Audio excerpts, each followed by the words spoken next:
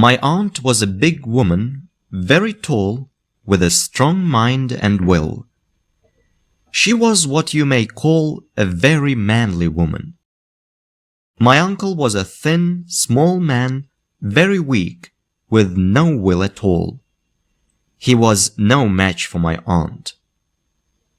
From the day of their marriage, he began to grow smaller and weaker. His wife's powerful mind was too much for him. It undermined his health, and very soon he fell ill. My aunt took all possible care of him. Half the doctors in town visited him and prescribed medicine for him, enough to cure a whole hospital. She made him take all the medicines prescribed by the doctors, but all was in vain. My uncle grew worse, and one day she found him dead. My aunt was very much upset by the death of her poor dear husband. Perhaps now she was sorry that she had made him take so much medicine, and felt perhaps that he was the victim of her kindness. Anyhow, she did all that a widow could do to honor his memory. She spent very much money on her mourning dress. She wore a miniature of him about her neck, as large as a small clock, and she had a full-length portrait of him always hanging in her bedroom. All the world praised her conduct. A woman who did so much to honor the memory of one husband deserves soon to get another, said my aunt's friends. Some time passed, and my aunt decided to move to Derbyshire, where she had a big country house. The house stood in a lonely, wild part of the country, among the grey Derbyshire hills. The servants, most of whom came with my aunt from town, did not like the sad-looking old place.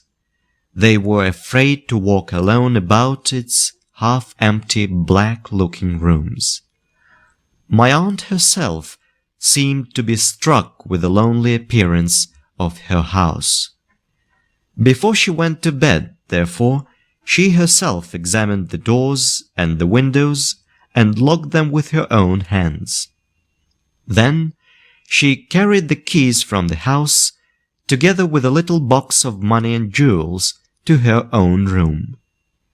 She always saw to all things herself.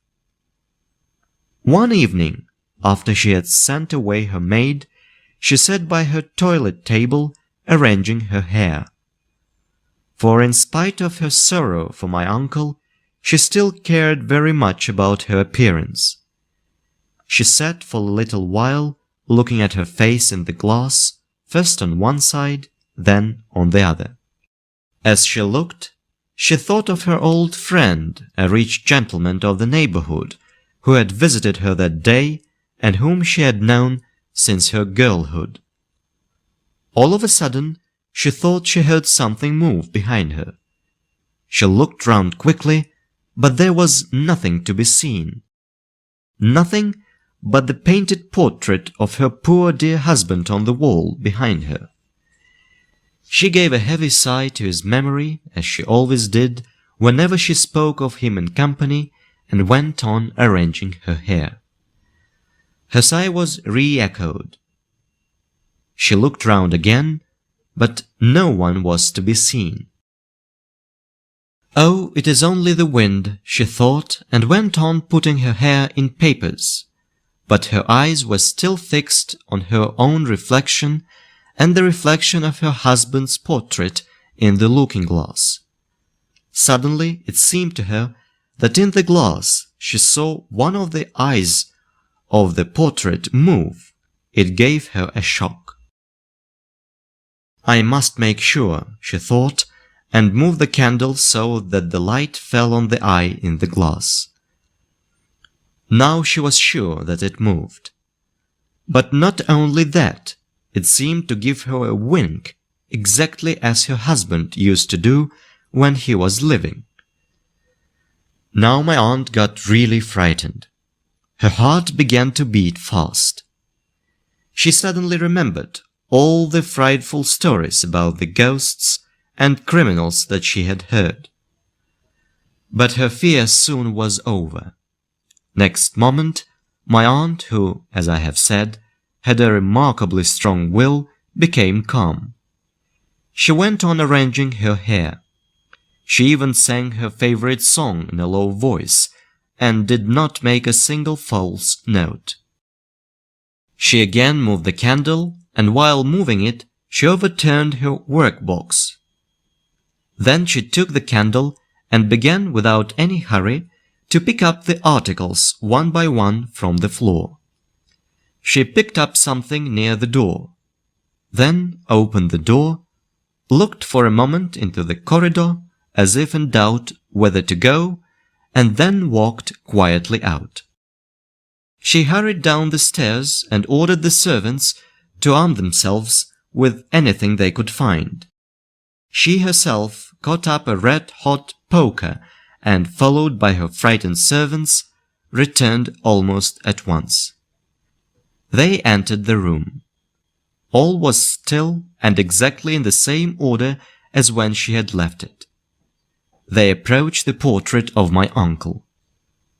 "Pull down that picture," ordered my aunt.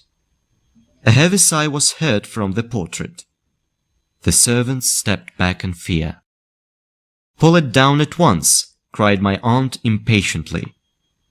The picture was pulled down, and from a hiding place behind it, they dragged out a big black-bearded fellow with a knife as long as my arm, but trembling with fear from head to foot.